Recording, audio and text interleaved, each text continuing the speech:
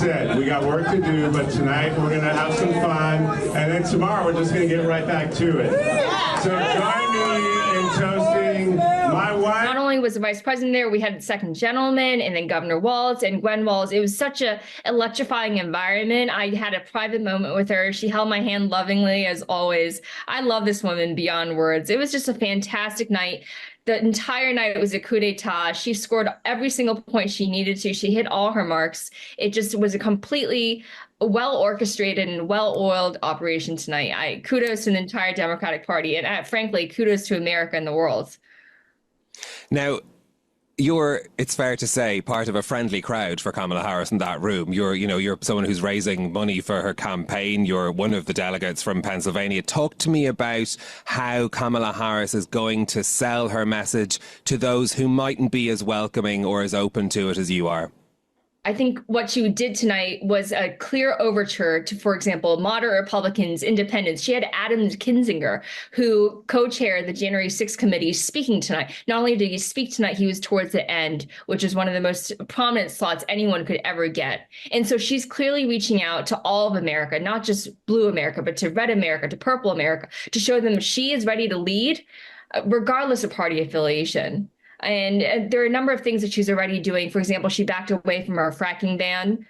She's going to strengthen her position on border to stress that, yes, we welcome immigration, but at the same time, we should not have porous borders. So she's doing a number of things that tells me that she's clearly listening and doing everything she can to bridge the political and partisan divide. When you're, campaigning, what concerns do you hear about Kamala Harris that perhaps she may have addressed tonight, or what issues are you looking to hear more from her on? Hey, you're going to think I'm some sort of propaganda minister. I want to say, first of all, I'm not on her payroll, but I will say one thing. Everywhere I go, the energy and enthusiasm for her have been incredible. Even just people on the street or people in my building that I casually talk with, people who are diehard Republicans saying, I am willing to give Coach Walz, I'm willing to give Kamala Harris a second chance. And, a lot of times the right-wing propaganda engineered a version of Kamala Harris that is completely detached from reality. And she is once again reintroducing her to America as a seasoned prosecutor, as someone who's the law and order candidate, someone who reveres the rule of law, as opposed to the convicted felon who was charged 88 times with crimes in 4 different jurisdictions. How does Kamala Harris keep up the momentum that started in Chicago? There's both a long way and not that much time to go until voting day. There's a couple of big hurdles to overcome, including the debates with Donald Trump. In my own hometown, Philadelphia, I plan to be there. So I'm excited for that. I will say that the shortened campaign schedule might be a blessing in disguise because, frankly, she doesn't need to sustain the momentum for that long. I personally think she will, but she doesn't need to. It's only just 70 some days. And she's going to make every single day count. She's going to emphasize the blue wall, Wisconsin, Michigan, my own state, Pennsylvania. She's going to be there every day. In fact, they're just going to park themselves in these states. And President Biden, don't forget that President Biden is a formidable weapon in a state like Pennsylvania, whom he considers Pennsylvania to be his home state. So he's going to be there aggressively making the case, especially with demographics that really love him, like senior citizens and older Americans. So I'm really excited for the next 7 days. I know that she will be forcefully and tirelessly litigating the case against Donald Trump. Talk to me about the fundraising efforts. What sort of interest are you seeing coming to the campaign now? And have you been speaking to any of those key donors during this event? And what's their take on it? Well, first of all, I am a key donor. And my friends are also key donors. And I think interest is the mildest way we can describe what is going on right now, because what is happening is not interest. What's percolating from the American people is just undeniable passion.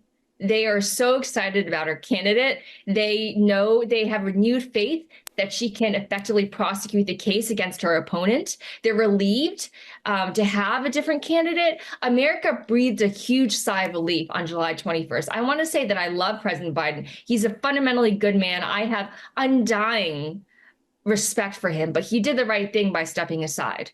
And when he did that, America was given a new lease on life, so to speak. So, the excitement is going to carry for the next 70 days. I would bet on that. And it also must, because we simply cannot afford another 4 years of Donald Trump, because it's not going to be another 4 years. The damage that he would cause would endure for years, decades, and perhaps even centuries. Lindy, we did see protests in Chicago over the Democratic Party's position on the war in Gaza. Were you satisfied by what you heard from Kamala Harris? Do you think that what she said will help to allay some of the concerns that supporters have? I do. And I think it's not only what she said tonight, but what she's been doing. She's been inviting these protesters to meet with her at rallies, to engage with her. They're going to sit down with her campaign staffers and her official staff. She has 2 teams, and to just hear their concerns. And it's not just going to be about lip service. She is committed to ending the atrocities in Gaza. She is calling them atrocities. That in itself is a momentous thing, because President Biden was very careful not to use such language, and she did. So there's daylight between her and President Biden on the issue of Gaza. Lindy, before we let you go, we've watched this event over the past few days. Can you describe what it was like being in that conference hall tonight? Well, I just want to say, for most of the week, I was on the floor in the very front row of history, because Pennsylvania, I'm obviously biased, is the tipping point state. We were placed in the very front to sit there in front of the stage, watching people like Barack Obama and Oprah and President Biden. Wow, I am an immigrant. I found myself like welling up in tears. It was such a blessing to be there. Being American is the greatest thing that's ever happened to me. And this week was yet another reminder of our country's promise, and that our best days still lie, still definitely, staunchly, undeniably, they still lie ahead.